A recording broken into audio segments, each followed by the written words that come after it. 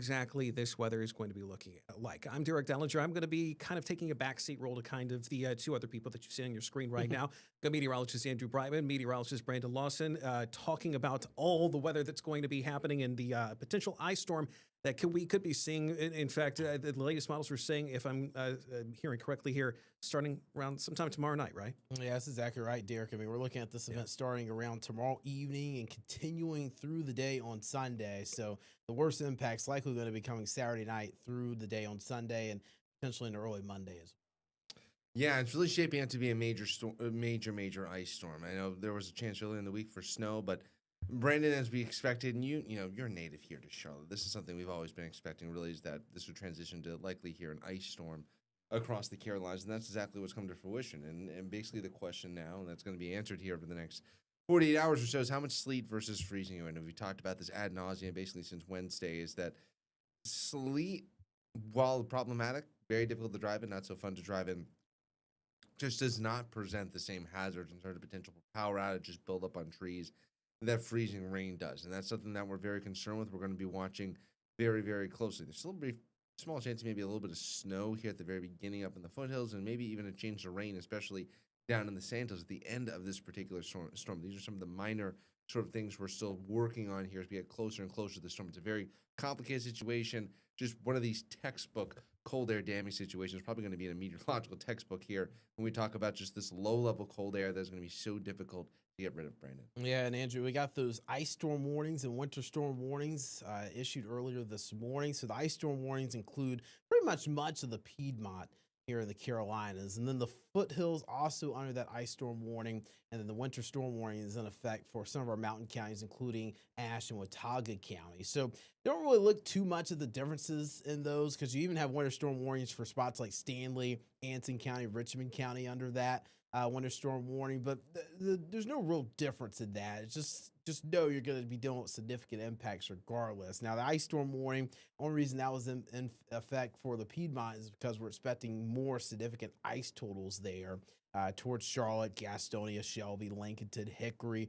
Statesville, Salisbury, just to name a few communities there, including Rock Hill, York, Chester, and Lancaster as you're getting down into South Carolina there. So that's where the ice storm warnings are. Winter storm warning up in the mountains, Ashe, Watauga County. There could just be a little bit more mixing of snow there. So the ice storm warnings, winter storm warnings in effect through the weekend here and continuing really through early Monday as well, Andrew, because we could still have some pretty serious travel hazards and maybe power outage hazards and at the very earliest through early Monday. And then we're talking about sleet and ice, as you were just talking about, Andrew. That's trending up, and our snow totals are diminishing, my friend. Well, I mean, as someone who loves snow, I've talked about this. Yeah. I gave up on the snow basically by Wednesday morning. I was like, we ain't getting snow in Charlotte. It's just the setup, how far the primary low. This is looking like a prime snowstorm. But even for my hometown, Philly, even in Philly, they're going to be seeing the potential for sleet moving in. You really got to go all the way up to southern New England until you start talking about an all-snow event completely with this system.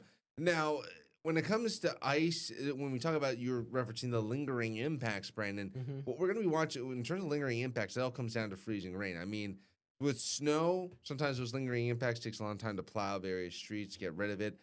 Freezing rain, that can cause the downed trees, the power outages, and the main area that we're going to be watching in terms of ice accretion, freezing rain is once you get past that half inch, that's when you really start talking about catastrophic impacts. Anything a quarter inch or more, that's when you have basically a winter storm warning in terms of major impacts. Here you can see some of these freezing rain. This is freezing rain, not sleet. There is a big difference between the two.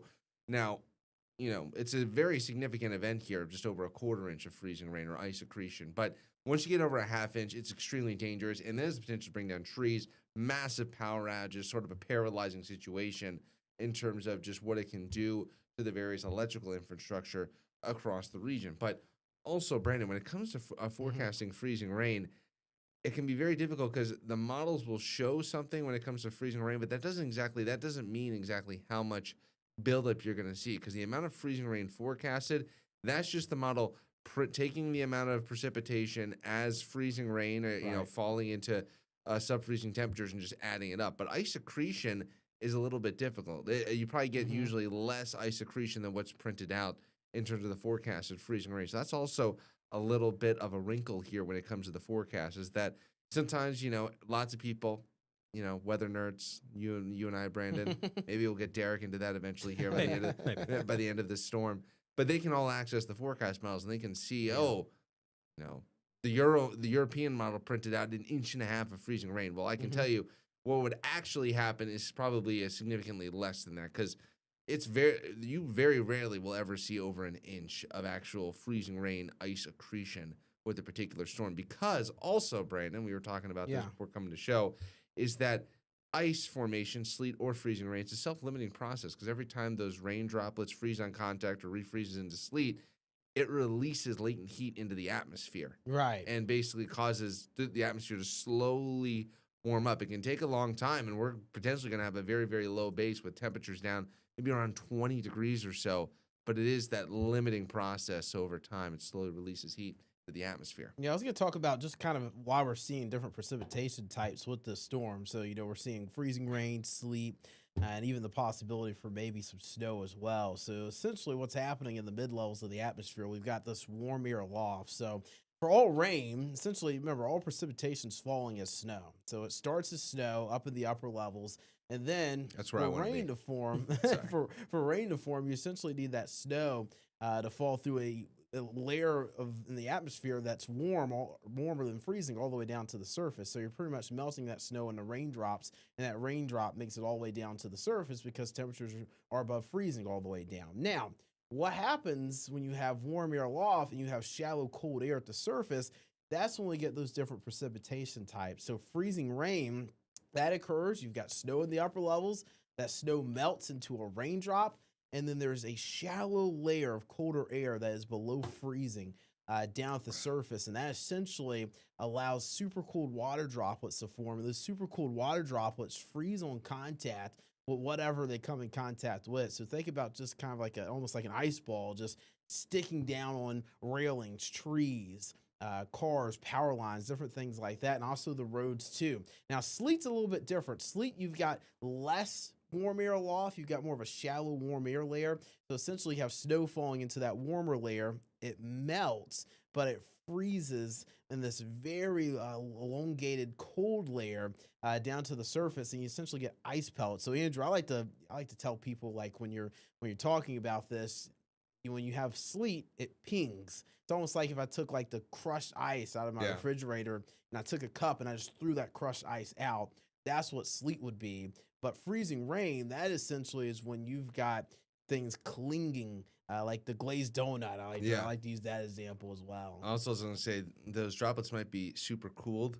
They're not super cool, Brandon. They can cause a lot of damage out there when it comes to the freezing rain. Yeah, that's exactly right. I mean, you're when you're looking at that chart there, so that's definitely something we're going to be keeping an eye on for sure. I did lose a little access to our little weather computer, but we can continue talking just kind of about, what we're expecting here, Andrew. We know we're going to be having serious impacts in regards to ice, but when exactly do you think we're going to be seeing the worst impacts of the storm? I'm thinking Saturday night into Sunday. That's what I would agree as well. I mean, there's still this discrepancy with the forecast. You've got the American model and the short-term model. They're much more aggressive in terms of sleet, and then changing over to freezing rain. But then there's the European model. We call it the King Euro. It has almost the entirety of the event as freezing rain, Brendan. That's kind of the one kind of detail we're still trying to iron out here over the next day. But we know that there's going to be two main kind of blasts of precipitation moving on through. The first one, as Brandon was talking about, is going to be during the second half of Saturday into Saturday evening. You see it here at 6 o'clock. The timing on this late up is actually moved it back significantly, Brandon, because we're at 6 o'clock and we're just getting started here across the region. As we move forward into the evening hours, there's some of the sleet and freezing rain.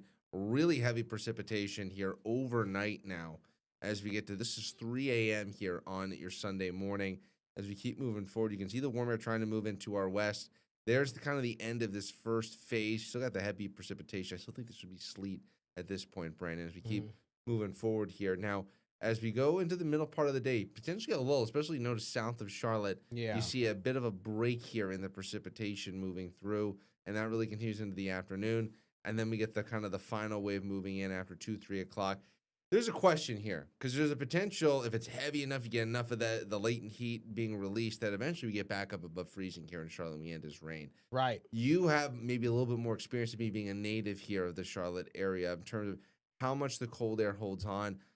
we start most model guides has this system starting us down around 21, 20 degrees. It's going to be very difficult to try to get us back up above freezing during this event. And that's also kind of the little wrinkle in terms of the overall forecast we're going to be watching. Yeah, I mean, talk about the perfect setup around here. The big reason why it's such a struggle for us to even get big winter events is because it's hard for us to get the cold air in place before the moisture builds in. So the cold air is locked in place. But as Andrew was mentioning, so essentially you've got cold air damming happening. So you've got cold air that's being stuck down at the surface. But sometimes the models can overestimate just how high those temperatures will be in that cold air damming setup. So temperatures might be projected to get a little above freezing per the models, but actually the temperature could be below freezing, and that could lead to more freezing rain and maybe some sleet through the evening as we go into Sunday evening. So we're going to be watching that very closely. Again, Sunday evening, you're kind of seeing some of that green blend in there. That's rain trying to build back into the forecast because temperatures are getting above freezing. And Andrew was just mentioning that as freezing rain is happening, as that process happens, it releases heat into the atmosphere, and that could warm the atmosphere up a little bit above freezing too. So do want to kind of talk about totals here as well, just kind of what people can expect. We were talking this morning, Andrew, with Ted Phaeton as well, kind of making this forecast here. So first off, to put in perspective, a quarter of inch of ice is too much. Andrew was just mentioning that's that. You'll get a winter for over a quarter inch of freezing rain. That will get a winter storm warning out of it. Exactly. And then a half inch, that's crippling, especially for this area. Down trees, power lines, widespread power outages with a half of an inch of ice accretion. That would be very hard for this region as we go through the weekend into early next week. We would still likely have impacts in the area. So that half an inch or higher of ice includes areas like Charlotte, Concord, Statesville, Lincoln, Gastonia, some of our most populated areas here right around the Charlotte metro, up into Hickory, Morganton, Shelby. And then as you're getting further north up towards Boone and Jefferson, they're seeing a little bit less ice there, but you also have to deal with more snow and sleet there as well. But even a quarter of an inch of ice is still a possibility up towards the mountains and even down towards Chester and Lancaster and towards Monroe, Wadesboro, Sherrall, Rockingham. Even though you're in that less ice range, the quarter of an inch to half an inch, you're still going to have some very impactful conditions. And actually, Ted and I, and even Andrew, we were talking earlier, it's not really just about the numbers. We can show you numbers all day long and show you kind of what the forecast is going to look like, but it's all about the impact. So when you're looking at the power outage threat here, that same range, Andrew, where we're looking at that half an inch of ice or more, we can see widespread power outages there. Yeah, and I was looking up online just some of the worst ice storms we've seen in history. I mean, number one here is January 5th through 9th, 1998. This is New England, southeastern Canada. Yeah. They had ice accretion up to 3 inches, Brandon. And you talk about crippling here. That was $2 billion worth of damage here back in, CPI adjusted back for 1998. That's how bad some of these storms can get. It can be really impressive, actually, the amount of ice accretion that's totally possible. But this is really what it can do and just completely can have the same impact here as a hurricane moving through in terms of the potential for power outages. I was mentioning that this morning. The destructive power is very, very similar. When you get now, you have to get to really extreme levels here, like when you start thinking about hurricane levels of damage to infrastructure and trees. Really got to get up to around the inch territory. And then you start talking about similar impacts to trees and branches that you'd see in a hurricane. It's so much weight. Water weighs a lot. Yeah, and looking at it here, I mean, a quarter of an inch of ice, and we already mentioned how that's too much. That's 800 to 1,200 pounds on like a 150 to 200 foot power line. That's almost like equivalent of having a Harley Davidson motorcycle on top of power lines at a quarter of an inch. And then when you're looking at a mature tree, 2,000 to 4,000 pounds. And even as you're getting a half an inch of ice, Andrew, we're talking tons on trees. Like, think of it this way. Just a cubic meter of water, it weighs 1,000 kilograms or over 2,200 pounds. 1 cubic meter of water. Yeah. And just, again, imagine that dispersed.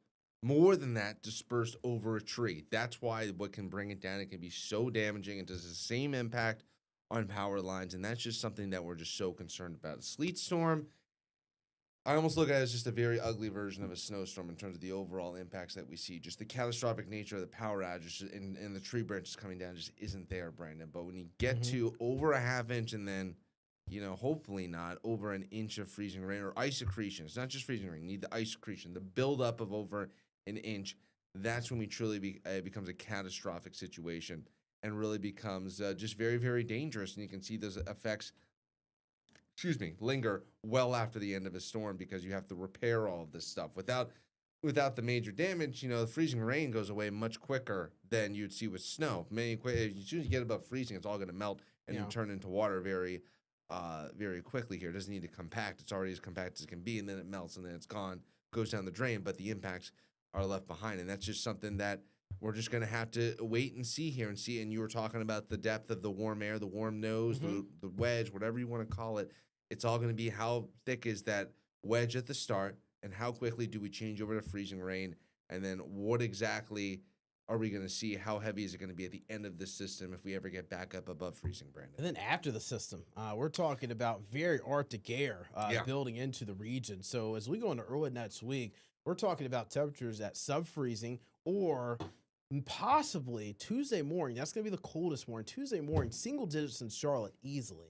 But in some areas around the Queen City News viewing area, Andrew, I mean, we could be talking about below 0 degrees. Below in some 0 spots. And there's another Arctic outbreak coming at the end of next week as well. So this is an impressive period of cold weather. I keep on saying the pattern is loaded here. We just haven't gotten the snow. We're definitely going to get the ice. But yeah, look at those temperatures. Yeah. I mean, starting Saturday, we could be, below 40 degrees starting tomorrow through Thursday and maybe even into next weekend as well.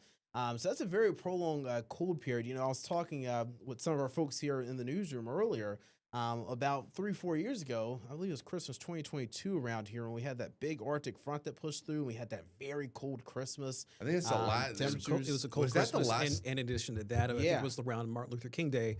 For about 4 years ago. Well, that's the last time we saw an inch of snow. And because it was snow. It actually snowed in Charlotte because that doesn't necessarily happen all that often. But areas that were, I remember specifically, was like around 321 and areas north of 40. They had quite a bit of snow.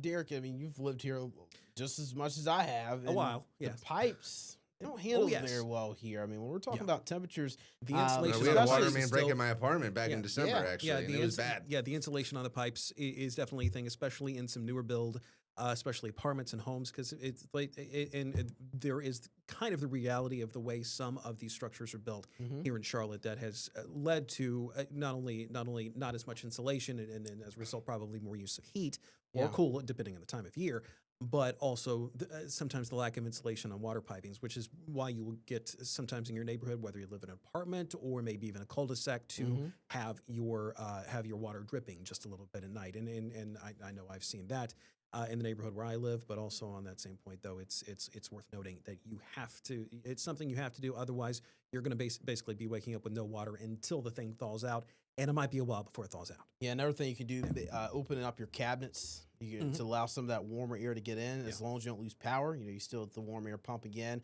And even our bodies, I mean, our bodies release heat. I mean, it might not be as much, but I mean, even your bodies walking around the house can kind of help release some of that heat and just kind of keep your pipes somewhat warm. I mean, that's the big thing, keeping the pipes warm. Not only that, but outside, disconnecting your garden hose as well, making sure you're turning that water supply off. You don't want water going through there as well. And you don't basically want it to be an ice cube. Push that out. Yeah, and I mean, this is very cold. I mean, this is type of weather where you want to make sure you're checking on your neighbors, friends nearby, calling your family and folks, because I mean, Tuesday morning, 9 degrees in Charlotte. I mean, that is very low air temperature. But then around the Queen City News viewing area, we're going to be tracking possibly below 0 temperatures on Tuesday morning. Yeah, I think Boone, the forecast low on Monday night. 1. And that's air temperature. 1 Fahrenheit. This isn't even wind chills. Yes. This is air temperatures. Yeah.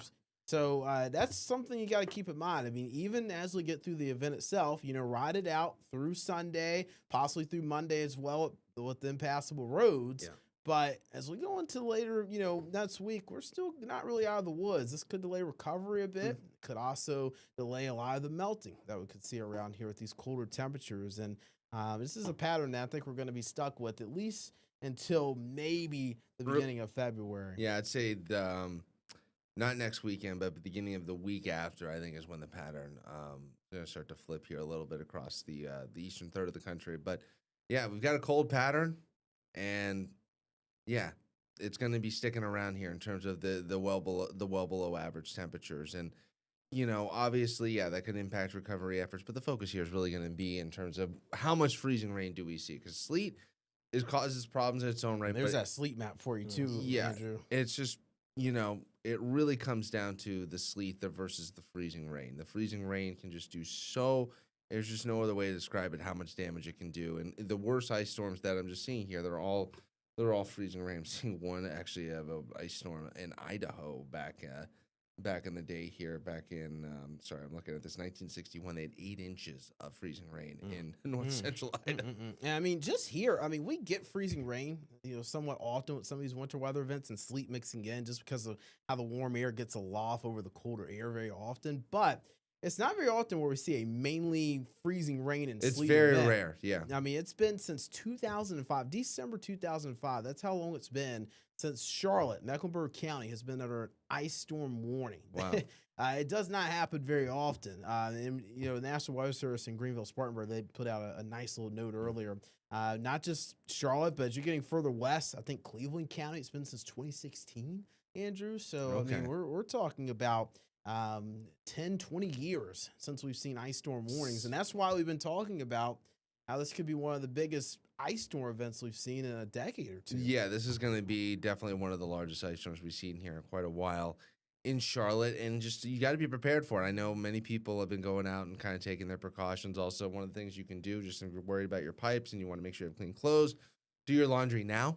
Yeah, Maybe you've got wash your dishes. Yeah, make sure all that stuff is just clean now. People probably don't want to hear wash my laundry, but hey, you got to do it. You got to get it done. And, the worst case scenario, I mean, in my last market, I lived in Shreveport, Louisiana. We don't get a lot of winter weather down there. And it was kind of this infrastructure in the city was a little bit older. And then in February of 2021, we had back-to-back winter storms. We had one storm come through Sunday night, early Monday. We picked up about 4.5 inches of snow, followed by the coldest morning in Shreveport in 91 years, since 1930. We got down to 2 degrees. And then Tuesday night, Wednesday, we had a massive brief snow, sleet, and freezing rain. And so we had basically 4 inches of snow, pack ice, and they didn't have any plows. They couldn't move any. The city was paralyzed for basically a week. On top of that, there's a massive pipe failure. People, instead of dripping, and that's in the Northeast. No, that's in the deep south. Oh, deep south. It's Louisiana. That's right. Gotcha. People didn't know how to. They didn't let their pipes drip. They just would leave the water running. So they basically ran out of water in Shreveport. You have to wonder how well insulated those pipes are anyway. Well, the last time I had to deal with an ice storm was actually in Greenville, South Carolina, and it was not that much ice that was on the trees there, but it took a couple of days for it to actually clear up, and you kind of didn't necessarily want to go out really unless you had to. And with the temperatures being as cold, we're worried about that here. I just wanted to say it was over a week until we had water pressure back to normal, and it was a boil advisory for almost 2 weeks. That's the worst case scenario. I don't think that's gonna. I don't know if it get that bad here in Charlotte, but when we talk about, hey, if you don't want to do your laundry, run your dishes, when you talk about preparing for the worst, that's why I prepare for the worst. Because I had never lived in the South and experienced a place that was unprepared for that type of winter weather. But it was jarring. Places were completely out of food for several days. It was unlike anything I'd ever experienced in terms of the aftermath, not the actual event itself. And speaking of that, not necessarily prepared, but also, I mean, the fact of the matter is that we have to take into account, okay, you might want to hunker down this weekend, but what's Monday going to look like? Can I get into work? Can I get my kids to school? There's a good chance that there's probably going to be at least some cancellations or postponements, at least for school, coming up on Monday. We will have that list, by the way, at qcnews.com, and we'll have updates here on Queen City News Plus. However, it should be noted, I mean, it's just because it's going to be just a little bit above freezing on Monday, it doesn't necessarily mean it's going to thaw out specifically. It doesn't necessarily mean that the roads are going to be all that clear, despite all the salt and the brine that they've already put out on some of the roads, which they've actually done a rather good job of at least preparing. Because it's more than what I've seen, at least over in the past couple of years now, as far as the preparation. Of course, the rain that we had a little bit overnight may have complicated things a little bit. But that's another thing, too, the road salt with temperatures getting as low as they're going to be getting. And it kind of makes me wonder, it's like, okay, like everybody's probably looking at that light at the end of the tunnel towards Monday, but you also have to face the fact, too, it's only going to be like, 35, 36 degrees. Yeah. And it's not necessarily going to be enough, no matter how much sun might be coming out, to fully thaw basically whatever's going to be out there. So the roads are still probably going to be an issue, right, guys? Yeah, I Yeah. pulled this graphic and I made, last year, and it just kind of shows, salt, all it does is it's lowering the freezing point of water. So salt is melting the ice, and sodium chloride, it's ineffective at 15 degrees. And I mean, we could be talking about 2 or 3 mornings below that. So the sand doesn't melt the snow or the ice as well to provide that traction for you as you're out on the road. So that's why I'm thinking I would plan to stay home at least through Monday. Sunday, definitely. But possibly through Monday as well. And we only got about like 5 minutes or 4 minutes left. I did kind of want to just walk through the storm again, Andrew. We've got the ice storm warnings, winter storm warnings in effect here. Those will continue through the weekend and also as we go through Monday morning. Looking at the timing of this, first off, you can already see our system coming together. There's our moisture down to the south. Look at the cold air, Andrew, filling in too. Look at that, 0 degrees in Omaha, 9 below zero in Minneapolis. That's the cold air moving in. Yeah, so the ingredients are already coming together. If you just want to walk through the timing again for our viewers So yeah, and this is going to be important again tonight. There's nothing to worry about. If you want to go to your favorite watering hole, you're going to be in good shape. There's no problems. Hey, get brunch tomorrow. Yeah, you want to get brunch tomorrow. You want to get brunch. Even the Charlotte Hornets game at noon. Dude, there's nothing more. Dude. And if you haven't done your grocery shopping more yet, than brunch. Yeah. Also, if you haven't done your grocery shopping yet, good luck because I went by a grocery store last night. Yeah. Not only was the bread out, well, not only was the milk out because that kind of happens because this is the South, but you also have the eggs were also in short supply and the bottled water. The bottled water, yeah. Man, the bread was going at my Walmart on Wednesday. Yes.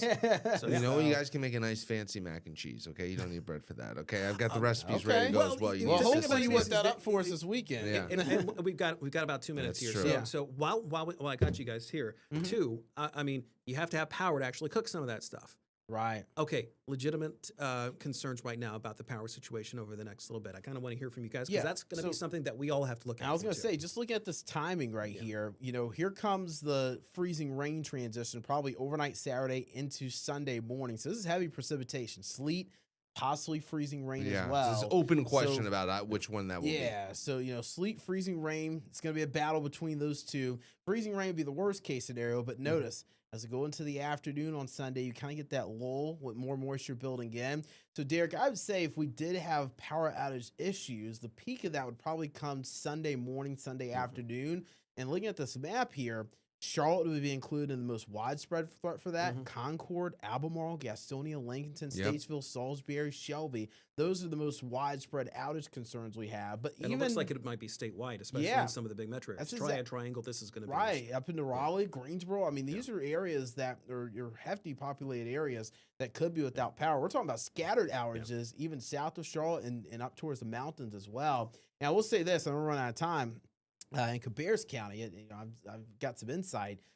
Duke Energy, they've booked 600 rooms just in Concord and just in Cabarrus County. So, obviously, a lot of folks are going to be working around the clock to get the power out. But and I think there's a staging area at Carowinds as well. And Charlotte Motor Speedway, I believe. Yes. I think I've seen some trucks loaded up there, too. So, obviously, going to be busy for them. And Charlotte Motor Speedway is a very popular spot, especially for Duke Energy trucks, because I think they're even getting people from out of state, because this is what normally happens whenever they have a severe weather situation, which is why Duke has their meteorologists on hand just to make sure that they prepare the right way. And so that way, if the power is out, it is not, hopefully, out for long. Right. That will do it for us here on Queen City News Plus Live, a commercial-free 3 p.m. edition today, because we've been going over all of this today. We will be back here on Monday, hopefully with possibly some really good videos, some really good stories out there. But until then, we will see you then, and stay logged on to QCnews.com.